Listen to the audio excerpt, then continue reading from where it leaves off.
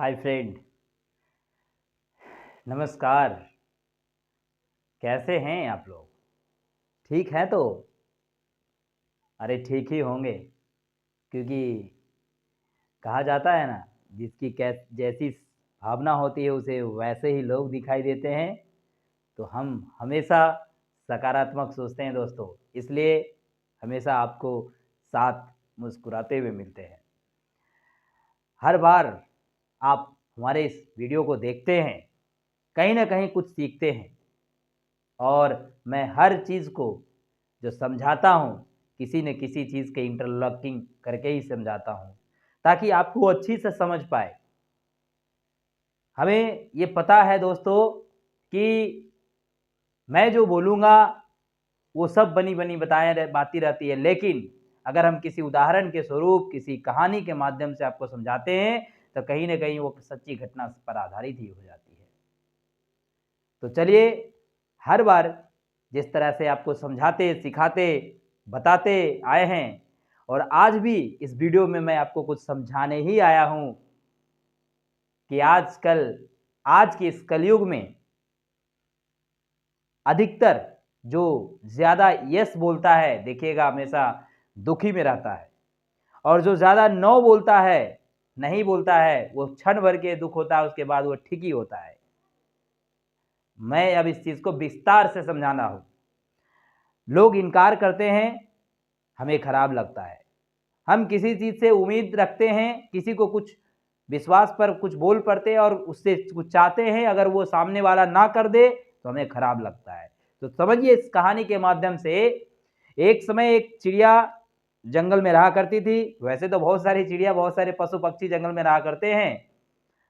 तो मैं किसी एक चिड़िया को पकड़कर समझाने का प्रयास कर रहा हूँ। तो आपको भी पता है कि चिड़िया जो होती है, वो किसी न किसी पेड़ों पे अपना घोंसला बनाती है। तो उस समय बारिश का समय था, बहुत ही बरसात के मौसम था। तो जो चिड़िया थी, अपना घोंसला किसी न किसी पेड़ पे बनाना चाह रही थी। ठीक है। तो जब वो पेड़ पे घोंसला बनाने के लिए नदी किनारे बहुत सारे पेड़ होते हैं, जहां उसने योजना बनाया कि मैं किसी एक पेड़ पर अपना घोंसला बनाऊंगा, जहां मैं अपने बच्चों के साथ साथ मैं भी रह पाऊंगी। ठीक है। तो उसने नदी किनारे एक पेड़ पास गया, पेड़ के ऊपर गया और पेड़ से अनुमति लेने गया कि क्या मैं आपके ऊपर, आप पर मैं अपना क्या घोंसला बना सकती हूं। मेरे कुछ छोटे छोटे बच्चे हैं, उसे यहां रखना चाहती हूं।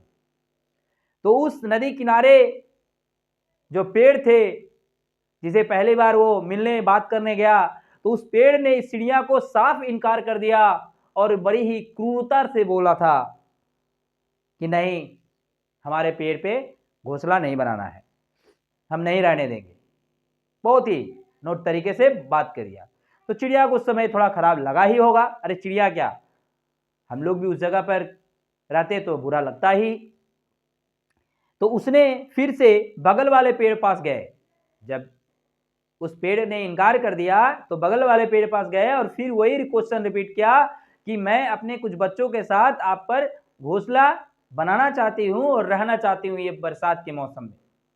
तो उस पेड़ ने उन्हें अनुमति दे दिया कि ठीक है, जाओ तुम घोंसला बनाओ और रहो मेरे पे। इस तरीके से बरसात का मौसम था।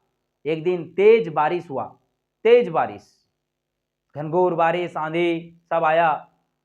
उस बारिश में पहला वाला पेड़ नदी में बहने लगा। सोच के देखिए, पहला वाला पेड़ नदी में बहने लगा और बहते हुए जब चिड़िया ने देखा बगल वाले पेड़ से, तो उस पेड़ को बोलता है कि देखो, तुमने मुझे इनकार किया, मैंने तुम्हें पूछा था, सॉरी पूछी थी कि तुम मुझे अपने पेड़ पर आश्रय दोगे या नहीं, तो तुमने मुझे साफ इनकार कर दिए थे। क्या तुम्हें देखो भगवान आईना दिखा दिया कि तुम कहीं के नहीं रहे।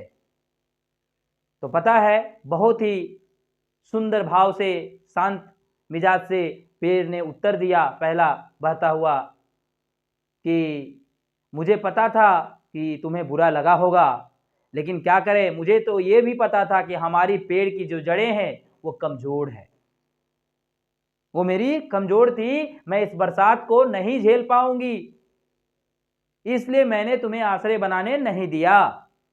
अगर मैं आश्रय बनाने दिया होता तो तुम और तुम्हारे बच्चे के साथ भी तुम मारे जाते। ये जब उत्तर चिड़िया को मिला, जब सुनी, तो चिड़िया को भी थोड़ा कुछ महसूस हुआ। इस तरह बोलते हुए पहला वाला पेड़ बोला कि ठीक है, मैंने तुम्हें मना किया, इनकार किया था, मुझे क्षमा करना, और मैं अब चली। तो इस जगह पर क्या हुआ, उन्होंने इनकार किया, इस तरह बोलता हुआ वो चला गया।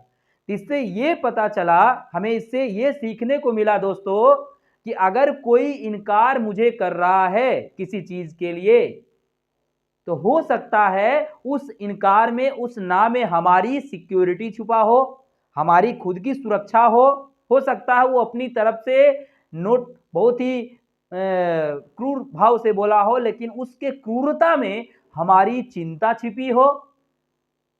ये चीज को भी आपको समझना होगा। ये कभी नहीं सोचे दोस्तों कि अगर आप किसी से उम्मीद लगाए बनाए बैठे हैं और अगर कोई आपको ना बोल देता है तो आपको तो बुरा लगता ही है, लेकिन उस ना को समझने का प्रयास करें कि क्यों वो ना क्यों बोला।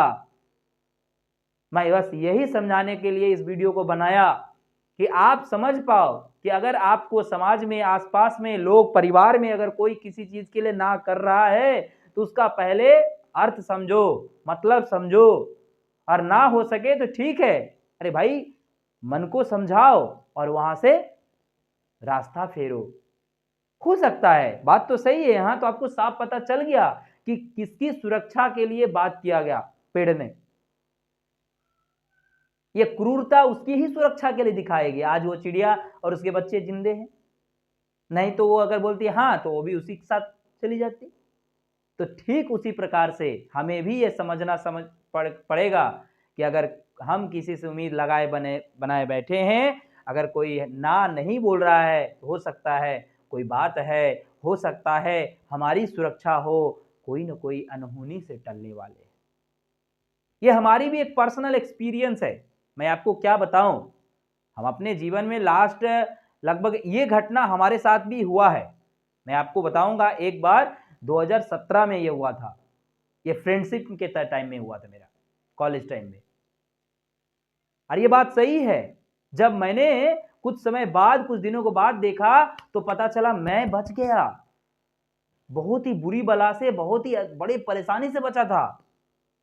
जब फ्रेंड ने मुझे मैंने थ्रो आउट किया था, धकेला था, उस कुछ समय के लिए, कुछ दिनों के लिए तो दोस्ती अटपट हो ही गई थी, लेकिन बाद में महसूस हुआ दोस्तों कि नहीं, वो मेरी चिंता किया, मेरे बारे में सोचकर ही मुझे कुछ न कुछ किया।